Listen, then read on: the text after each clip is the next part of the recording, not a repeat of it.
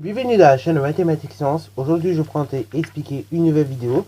Cette vidéo tout simplement en physique-chimie sur le thème numéro 3, on des signaux. Et dans cette vidéo de physique-chimie, nous allons tout simplement ici parler du timbre d'un son. Ok, voilà. Donc, pareil, on est toujours dans la perception d'un son. Et donc là, ici, on va voir le timbre d'un son. Qu'est-ce que c'est? Alors du coup, en fait, quand on va avoir deux sons, ok, voilà, deux sons de même hauteur et de même niveau sonore, et on va quand même pouvoir les différencier à cause d'une chose, ok? À cause d'une chose qu'on appelle le timbre. En fait. Le timbre d'un son, c'est ce qui va permettre de différencier deux sons qui auront le même niveau sonore et la même hauteur, ok? Bravo.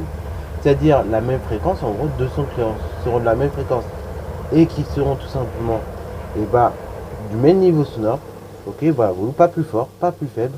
On va quand même pouvoir les différencier selon un truc qu'on appelle le timbre.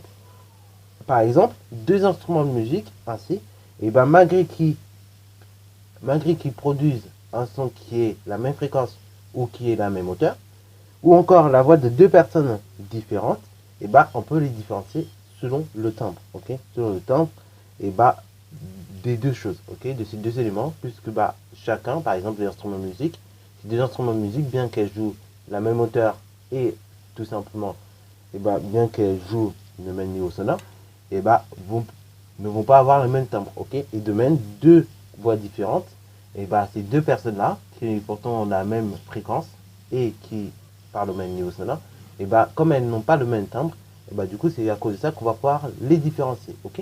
Et d'ailleurs, le système là qui vous reconnaît vocalement quand vous parlez, comment dire que, en fait, il se base sur ça, il se base sur le timbre de votre voix, ok? C'est-à-dire que, quand vous allez parler, grosso modo, vous allez parler avec un certain timbre de voix. Et donc, votre système, le système donc vocal, va se baser sur ce timbre de voix pour vous reconnaître et donc déverrouiller votre téléphone. Bon, personnellement, je vous déconseille de l'utiliser. Si vous pouvez utiliser un schéma ou autre, c'est toujours bien.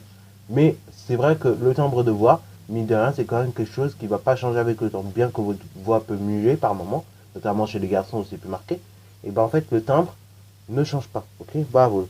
Par exemple, si on regarde deux enregistrements, ok, de deux instruments qui jouent la même note et qui ont la même période, on peut constater tout de même que le timbre est différent.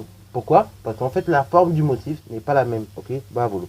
Et donc, grosso modo, c'est un enregistrement, si vous devez reconnaître le timbre, pour voir si deux sons ils ont le même timbre, il faut juste reconnaître tout simplement si en fait la forme est identique, ok? Si la forme tout simplement du motif est identique, dans ce cas-là, ça veut dire qu'ils ont le même timbre. Et si la forme du motif est différente, dans ce cas-là, ça veut dire qu'ils n'ont pas le même timbre, ok? Voilà.